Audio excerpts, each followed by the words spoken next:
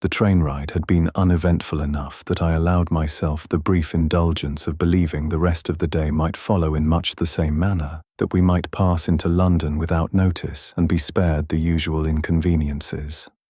Experience ought to have cured me of having those sorts of expectations.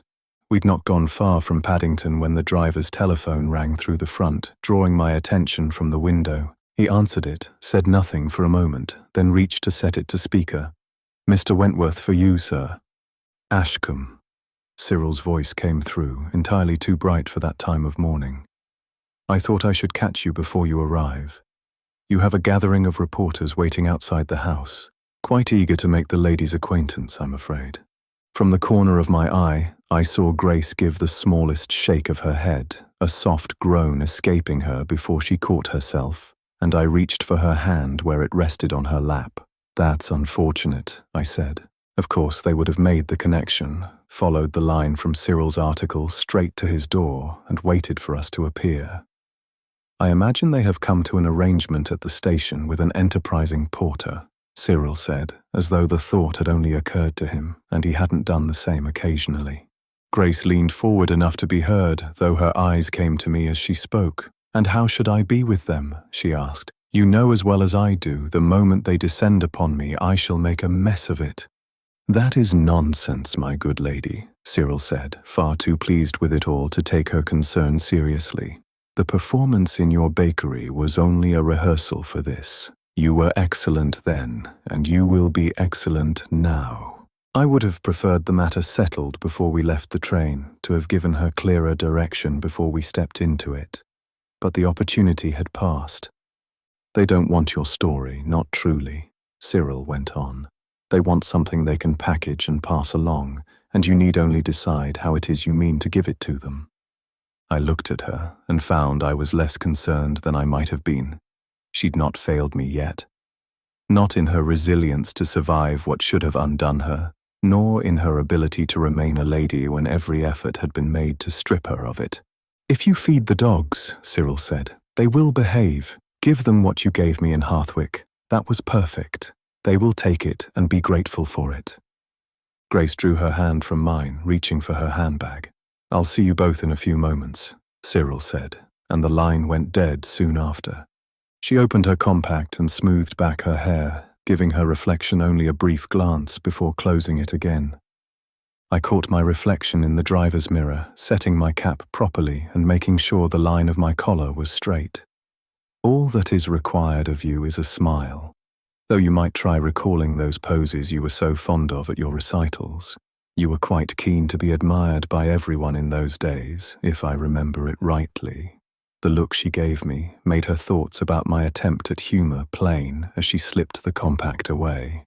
So I took her hand again as we came to a stop at the traffic signal. "If you find yourself in a spot of bother, you need only look to me." We turned onto Cyril's street not long after, and it was apparent at once that we would not be passing into it unnoticed. A small crowd had already formed at the far end, and as the car came down the street, they straightened and turned towards us, closing in as we approached. Cameras lifted, their attention fixed on where we were approaching. By the time we drew up at the curb, Cyril had already come out to meet us, coming down the steps with his coat half-fastened as he crossed towards the car. Cyril had the door open before I had any need of the driver, offering his hand. "Sorry for this," he said. "With any luck, they will thin out once they have a word with her."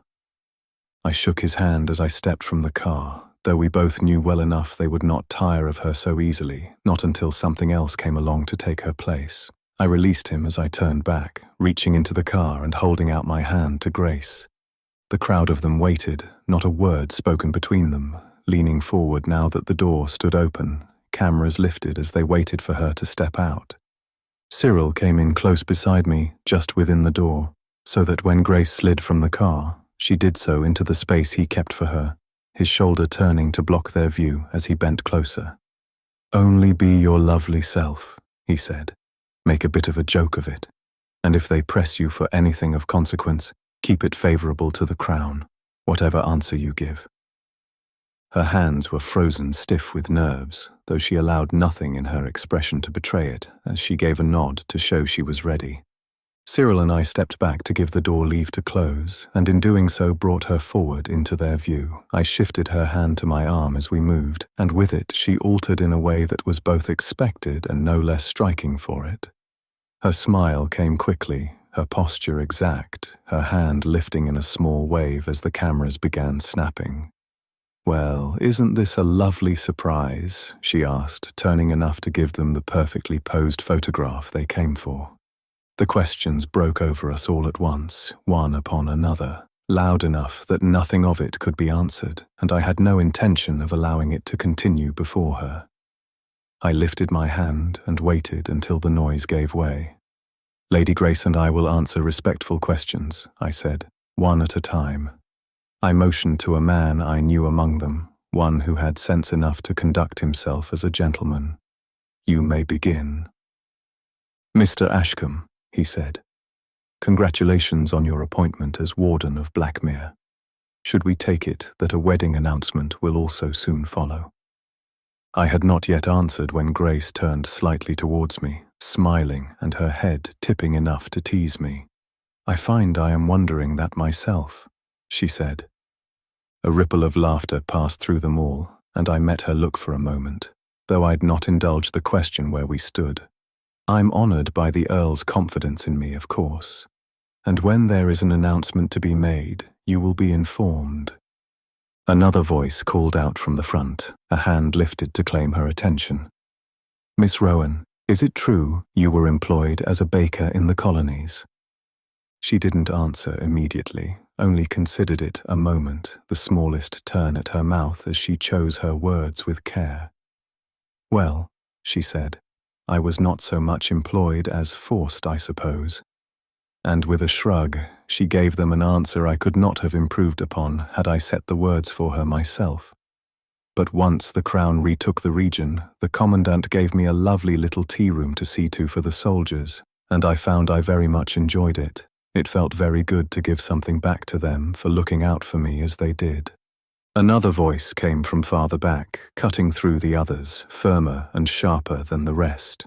"And what are your feelings on the time it took to find you, Lady Grace?" he asked. "Are you not angry that it took so long to bring you home?" She shook her head at once, the lightness leaving her as she answered.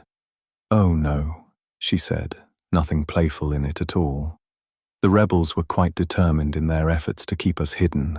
They gave us new names, and there were less agreeable circumstances at times, but I think it is a mercy we were found at all." I looked at her, and there was no artifice in it, no attempt to play them, only the plain truth of it. And I am very grateful that His Majesty saw fit to form the task force that made our return possible. I give thanks for it every day. Cyril stepped forward, placing himself between us and the rest, his attention shifting to them as he took hold of the moment. "That will be all for now," he said. "We have a full schedule ahead of us, and I am afraid we cannot keep you entertained all afternoon." The door was opened for us before we reached it, and as Cyril guided us through, Grace paused at the threshold, turning back enough to offer them a final wave. I watched it, the ease with which she gave it, and found I had done rather more than prepare her for the moment. At least this was something I wouldn't need to oversee for her anymore. Cyril turned back to her once we were inside, and for all his usual irreverence, he gave her the courtesy of it, a bow that might have been sincere if one did not know him better. "You, my lady," he said, "were utter perfection. You had them hanging on every word." Grace had a small laugh then, the tension leaving her in a way that had not been visible outside. "They will adore you for it," he added. "You will both be the nation's favourite couple by morning." I had no interest in being adored or even leaving the boundaries of the house for the next several days. 100 things waited for my attention at home, which made being in London a preposterous idea I should never have entertained.